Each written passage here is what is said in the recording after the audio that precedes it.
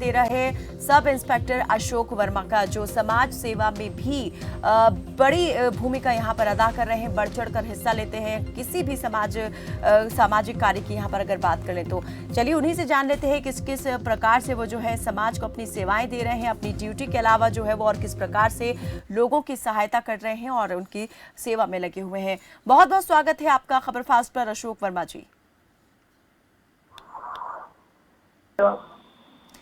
Sir, जबरदस्त आपका जज्बा, आपके जज्बे को हम सलाम करते हैं। और पहले तो आपसे यही जानना चाहेंगे कि ये जो शुरुआत है आपने कब से की और ये विचार जो है कब आपके मन में घर कर गया कि आपको अपनी ड्यूटी के अलावा, ड्यूटी के दौरान तो ड्यूटी के साथ आप सेवा तो दे रहे हैं, अपने कार्य क्षेत्र में लोगों की सेवा कर रहे हैं, लेकिन इसके अलावा भी आपने ये सोचा कि समाज में रह करके और किस प्रकार से आप अपना योगदान जो है वो दे सकते हैं लोगों की सेवा में।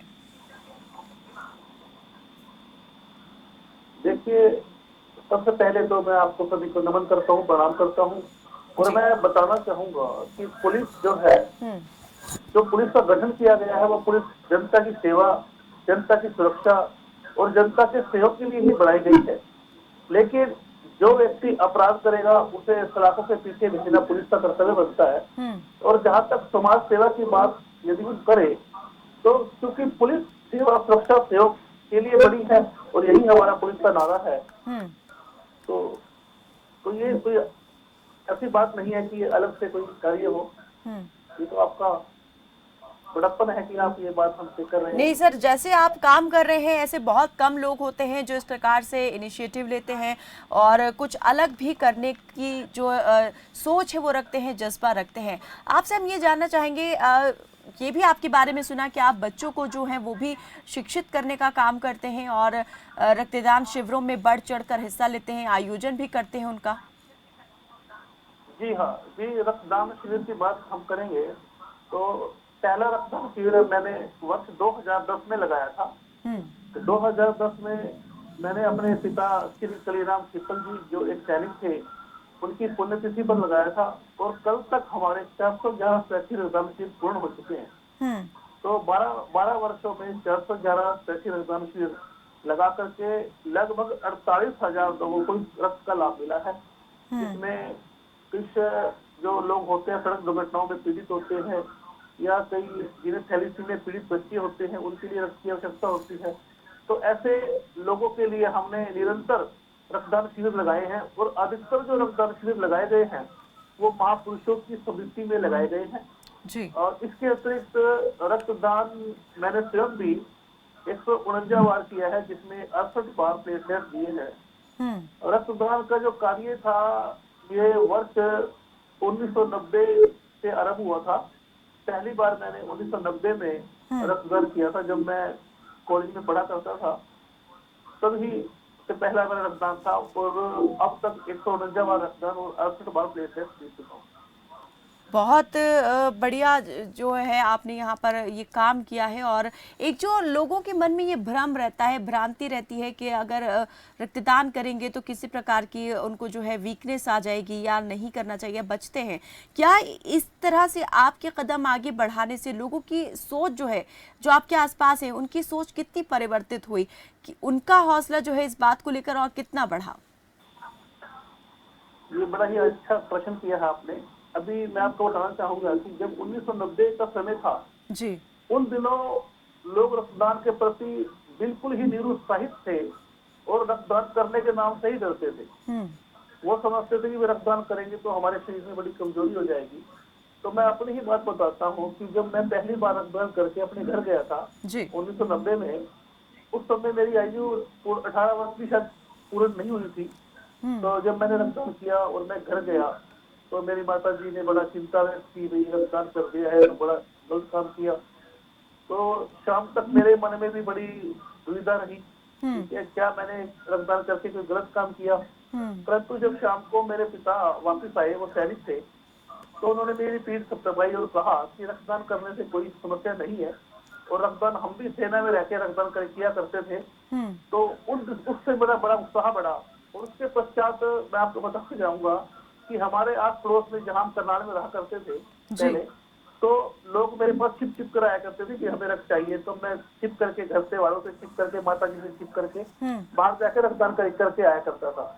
और उसके पश्चात तो ऐसा कार्य चला कि नियमित रूप से मैं 3 महीने पश्चात रक्तदान करता हूँ। जब भी किसी को अपरेसिस की प्लेटलेट की आवश्यकता होती है जी। डेंगू के समय में या अन्य समय में, तो उसके लिए मैं कई बार दिल्ली तक भी गया हूँ, नोएडा भी गया हूँ, पंजाब में गया हूँ, चंडीगढ़, जहाँ पे भी कोई कॉल आई है वहां तक मैं गया हूँ। सर और जो आपने जी। प्रश्न किया था कि लोगों में निरुत्साह है, हमने उत्तर भारत में जाकर के जनसभाएं होती हैं या कई सामाजिक कार्य होते हैं, वहां जाकर के लोगों को प्रेरित किया है। और आज सुई का डर जो था लोगों में वो नहीं रहा। जी। सुई का डर जो था आज नहीं रहा है। तो बड़ी काफी जो लोग हैं रक्तदान के लिए आगे आ रहे हैं। तो ये समस्या अब नहीं है कि लोग अभी भी डरते हैं। कुछ लोग हैं, कुछ उनका प्रतिशत कम है, लेकिन अधिकतर लोग अब रक्तदान करने के लिए आगे आ रहे हैं। जी, काफ़ी रोचक ये किस्सा भी रहा जो अभी आपने यहाँ हमारे साथ शेयर किया है। सर ये बच्चों से जब बच्चों की पढ़ाई को लेकर जो आपने यहाँ पर पहल शुरू की है, जो कदम आपने आगे बढ़ाया है, इसके बारे में भी हम आपसे जानना चाहेंगे कि शुरुआत यहाँ पर आपने कब से की और कितने बच्चों को पढ़ाना शुरू किया और अब जो है कितने बच्चों को आप शिक्षित करने की जो है वो कोशिश कर रहे हैं? देखिए, मैं वर्ष 2014 में पीएचडी कर रहा था। जी। तो मैंने विभाग से 6 महीने की छुट्टी लेकर के विभाग से छुट्टी ली थी और मेरा कोर्स बस था। उन दिनों मैंने उनमें से उस समय में से कुछ समय ऐसे बच्चों के लिए निकालना आरंभ किया कि हम इन्हें जा करके एक तो सड़क सुरक्षा के बारे में जागरूक करें और अन्य बारे में भी बच्चों को जागरूक करें, नशे से दूर रहने का जागरूक करें। तो ये हमारा कार्य वर्ष 2014 से चल रहा है, परंतु सबसे अधिक गति से जो ये कार्य चल रहा है ये वर्ष 2020 से चला है। अब मैं अब नारकोटिक्स कंट्रोल ब्यूरो हरियाणा में काम कर रहा हूँ, एनसीबी हरियाणा में काम कर रहा हूँ। और हमारी एनसीबी हरियाणा के जो प्रमुख हैं परम आदरणीय श्री का जगम साहब, भारतीय पुलिस सेवा, वो अतिरिक्त पुलिस महानिदेशक है और हमारी एनसीबी हरियाणा के प्रमुख भी हैं। तो उनके दिशा निर्देशों, उनके मार्गदर्शन में वर्ष 2020 से हम हरियाणा के प्रत्येक विद्यालय में जाकर के युवाओं को, बच्चों को, विद्यार्थियों को और गली मोहल्ले में जाकर के लोगों को नशे से दूर रहने के लिए जागरूक कर रहे हैं। क्योंकि आज हमारे युवाओं में, हमारे नागरिकों में नशे की जो लत है, नशे की जो प्रवृत्ति है, वो इतनी अधिक विकराल रूप ले चुकी है कि यदि इसे अभी नहीं संभाला गया तो आने वाला समय हमारे लिए बड़ा ही संकट का होगा। क्योंकि युवा हमारी रीढ़ की हड्डी होते हैं और यदि वही व्यक्ति नशे में चले गए, तो नशा भी कोई सामान्य नशा नहीं है, बीड़ी सिगरेट शराब का नशा नहीं है। आज युवा ड्रग्स की ओर जा रहे हैं, नशे के टीके लगा रहे हैं, नशे की इंजेक्शन लगाते हैं, स्मैक, हेरोइन, का ना जाने किस प्रकार के नशे आज ड्रग्स के रूप में। बिल्कुल, बड़ी अच्छी आपकी ये सोच है और एक बड़ी पहल है जिसकी आपने शुरुआत की है। एक आखिरी सवाल मैं आपसे सर यहाँ पर करना चाहूंगी कि जो मुहिम आपने शुरू की है, कहाँ तक इसको ले जाना चाहते हैं? हमारा जो उद्देश्य है, हम पूरे हरियाणा को ही नशा मुक्त करके रहेंगे और नशा मुक्त करने के लिए हम 2 प्रकार से कार्य कर रहे हैं।